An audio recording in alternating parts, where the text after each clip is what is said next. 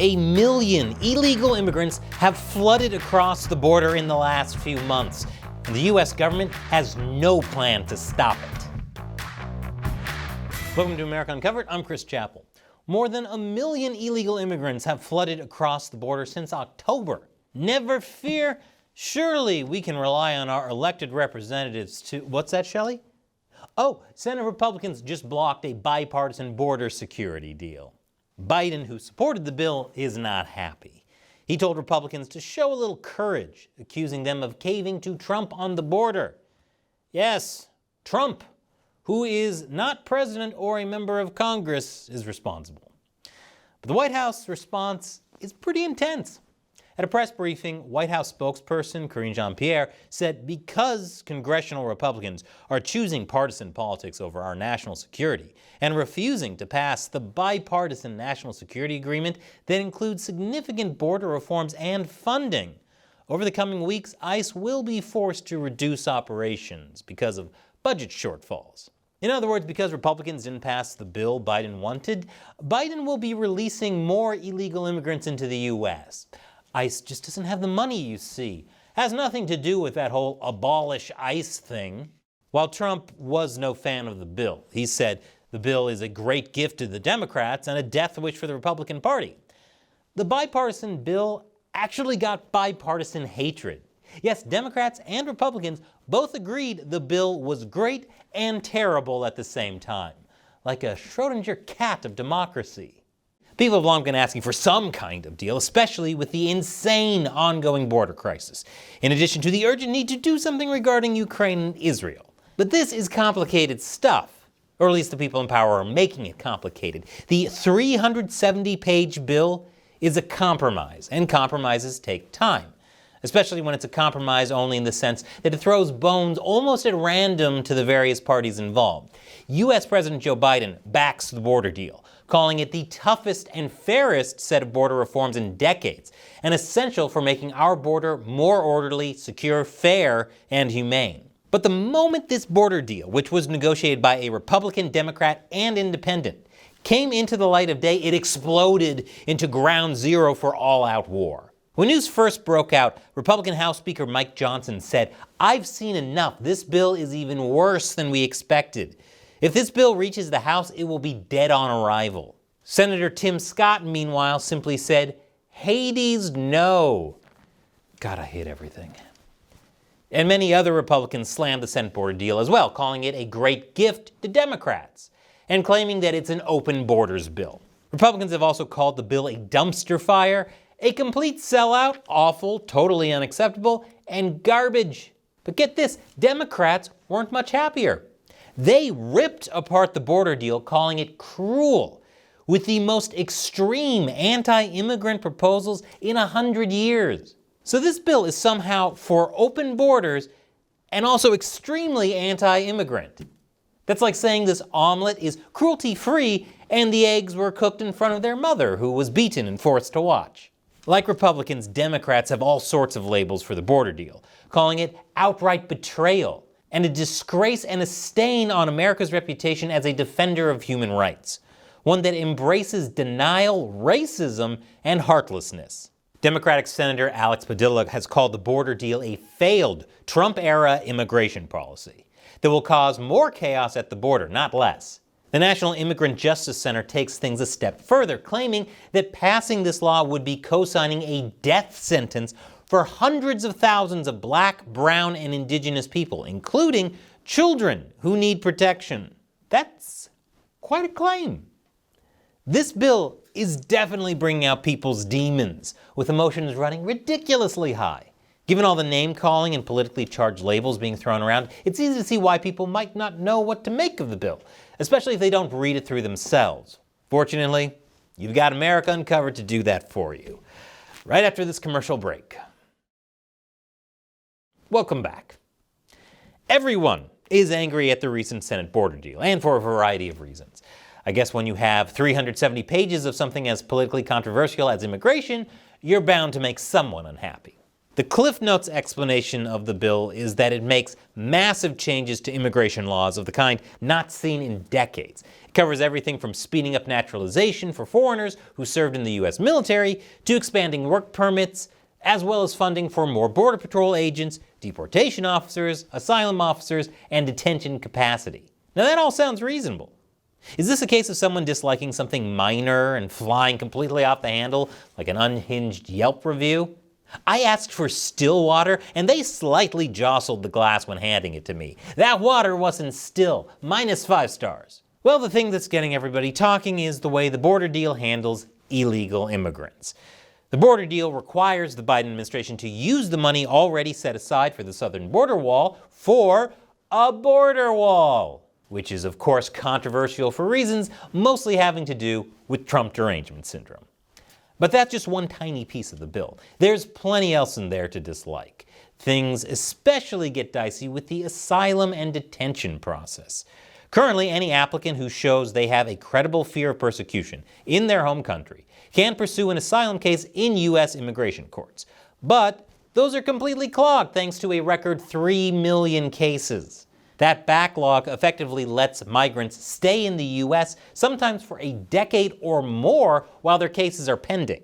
A decade or more for their cases to be heard. I'm pretty sure Beetlejuice didn't even have to wait that long in line. The border deal establishes a new asylum process that basically sets a higher bar for asylum claims. For example, a migrant must first prove that he or she couldn't safely relocate somewhere else in the home country to be eligible for asylum. In addition, initial asylum claims would be determined by asylum officers at the U.S. Citizenship and Immigration Services, rather than the Justice Department's immigration courts.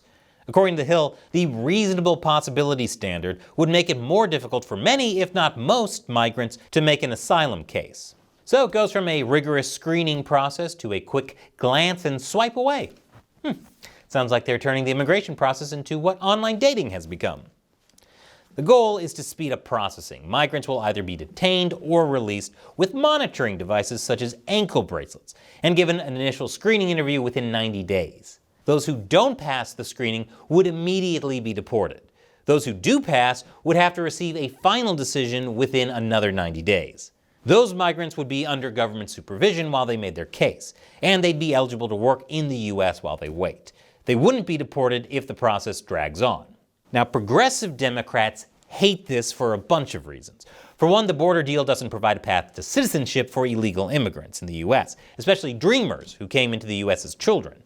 That's a huge, big-ticket issue for Democrats. They also don't like the idea of expanding detention centers, which is also in there. To them, the detention centers are signs of the U.S. becoming more extremist and anti-immigrant, even though it's one thing Obama, Trump, and Biden all have in common. Unfortunately, they call everything they don't like extremist and racist, so it's hard to tell if they're serious this time. It's the old case of the boy who cried, "This wolf is a Nazi!" They also don't like how the border deal raises the standard for claiming asylum. To them, the bill sets unrealistic standards and timelines. The ACLU claims that the border deal would eviscerate long-standing protections for families and others seeking safety by taking court review of asylum cases out of the equation. According to the ACLU's executive director, this deal would force the government to summarily expel people from the border without due process, restricting legal pathways for the people who need them most. So they want to give everyone a chance and not just swipe them away at first glance. If only online dating were that open-minded. By being quick to deny asylum, Amnesty International claims the U.S. is creating unworkable standards that will fail to protect the most vulnerable. And the executive director of the New York Immigration Commission says it will endanger the lives of asylum seekers and established immigrant communities while continuing to create chaos and confusion at the border. How will it do those things? I'm not sure. Democratic critics make the border deal out to be a Trumpish nightmare. But Republicans have their own reasons for absolutely hating the bill. I'll tell you why after this final commercial break. Welcome back. So why do Republicans hate this border deal as much as Democrats? Some think they'll never get another border security deal this good. But some Republicans think the Senate border deal doesn't go far enough on border security. They see the same bill as Democrats and come to completely different conclusions. It's like that blue and black or white and gold dress that broke the internet a few years ago. For example, while Democrats worry about asylum officials kicking out asylum seekers without due process, Republicans fear the exact opposite. Many are concerned that without an attorney or judge, asylum officials would be too lenient in granting asylum. They believe leaving it up to asylum officials to determine exceptions based on the totality of the circumstances and operational considerations will lead to more illegal immigrants getting in. Republicans see loopholes everywhere. One of the big ones is the exceptions made for unaccompanied minors. Republicans argue that making exceptions for unaccompanied minors will only encourage parents to send their children into the U.S., endangering them in the process. Even former U.S. Democratic President Barack Obama was concerned about parents sending their children to the border unaccompanied, especially as this can lead to exploitation. Mainstream media outlets point out that the bill stops the use of parole to enter the country at or between points of entry, as well as catch and release, in which Border Patrol agents release migrants into the U.S. while they await immigration hearings. Republicans, however, think it's doing the opposite regarding catch and release. According to the National Review, the deal's supposed end to catch and release doesn't live up to its billing, since it gives the Homeland Security Secretary the authority to send migrants to provisional non-custodial removal proceedings. In other words, to release them if they express a fear of persecution or request asylum. So it's not that they don't release them, it's that they don't release them. Wink, wink, nudge, nudge. Republicans also have issue with how the border deal would not affect Biden administration parole programs that allow Americans to sponsor the entry of refugees from Ukraine or migrants from Cuba, Haiti, Nicaragua, and Venezuela. A lot of hate is especially focused on the bill's Border Emergency Authority provision, which lasts for 3 years. On paper, it looks like a type of Title 42, the emergency health authority Trump used to curb migration in the name of protecting public health during COVID. Under the border deal, the Border Emergency Authority allows the Secretary of Homeland Security to remove from and prohibit entry into the United States. It specifically targets migrants without appointments to seek asylum or that cross between ports of entry, who would otherwise be taken into custody and processed. In other words, illegal immigrants. However, this authority would not apply to an unaccompanied child or anyone an immigration officer determines, with the approval of a supervisor, should be exempted from expedited removal authority based on the totality of the circumstances, such as public safety, humanitarian, or public health interests. The Border Emergency Authority can kick in if, during 7 days, there is an average of at least 4,000 migrants or more each day. However, it must kick in if the average daily number of encounters in a 7-day period exceeds 5,000, or if any single day has more than 8,500 encounters. The border won't reopen until there's an average of less than 75% of the encounter level during a 7-day period. Wait, isn't preventing entry between ports of entry what the U.S. is supposed to do anyway? Why are they treating it like Disneyland season pass holders? You can come in whenever, except these blackout dates when it gets too crowded. Also, why are the numbers so high? Is it supposed to be normal for countries to face thousands of encounters between ports of entry a day? For many Republicans, this looks like a trap. Many argue that the border deal basically allows 5,000 illegal immigrants a day into the U.S. and gives automatic work permits to asylum recipients, which would in turn attract even more illegal immigration. It's like saying the first 5,000 people in line will get free pizza for a year.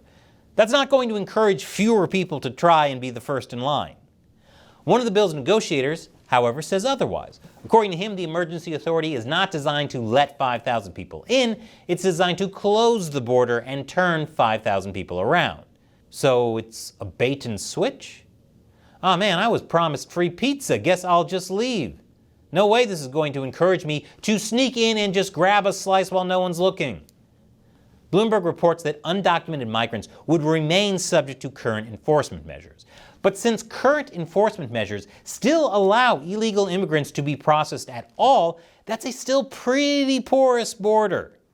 The media generally says that the Border Emergency Authority shuts down the border. However, even when shut down, at a minimum, 1,400 inadmissible migrants are supposed to be processed each day at ports of entry.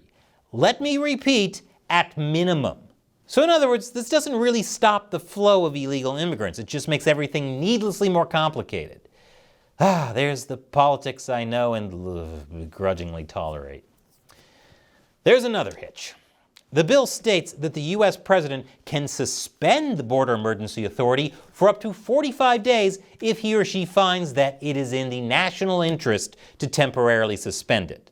For Republicans, this seems like a way for a U.S. president, like Biden, to just let in illegal immigrants in the name of national security. Republicans also have issues with how $1.4 billion would be disbursed to help states and local governments handle the migrant crisis, as well as a provision dictating that the District Court for D.C. shall have the sole jurisdiction over legal challenges to deportation orders. To them, this looks like a bailout for liberal sanctuary cities that are struggling to deal with migrants, and an attack preventing Republican states from challenging some of the bill's provisions in their local federal courts.